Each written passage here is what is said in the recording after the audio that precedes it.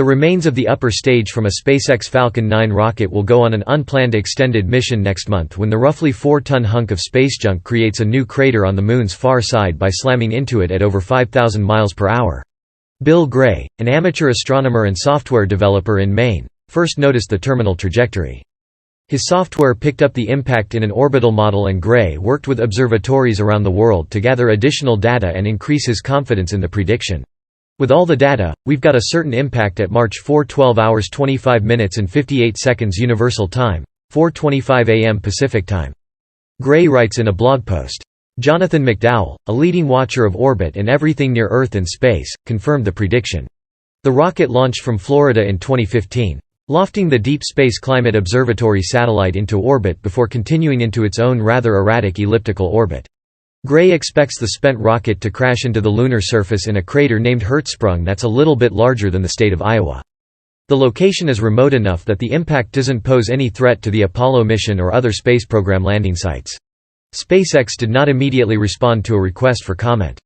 Besides adding a new feature to the dark side of the Moon, there's some concern it could also introduce tiny hitchhikers to our natural satellite. So I'm not bothered by one more crater being made on the Moon. David Rothery, professor of planetary geosciences at the UK's Open University, wrote in The Conversation. It already has something like 500 million craters that are 10 meters or more in diameter. What we should worry about is contaminating the Moon with living microbes, or molecules that could in the future be mistaken as evidence of former life on the Moon. This won't be the first time a spacecraft has slammed into the Moon, although Gray thinks it might be the first time it's happening unintentionally. As recently as 2009, NASA slammed its Lunar Crater Observation and Sensing Satellite, LCROSS, into the surface in a search for water. It found some. In essence, this is a free LCROSS. Except we probably won't see the impact, Gray says.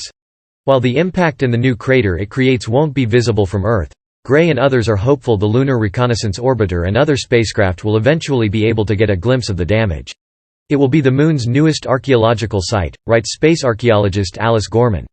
We'll learn something about the geology of the location from the color differences and distribution of the ejected material.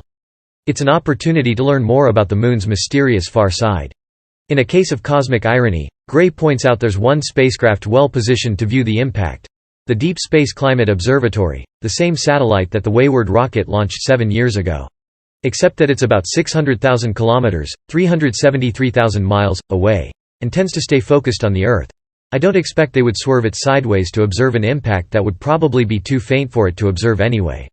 Someone check with Elon Musk to see about turning on the cameras on that old Falcon 9.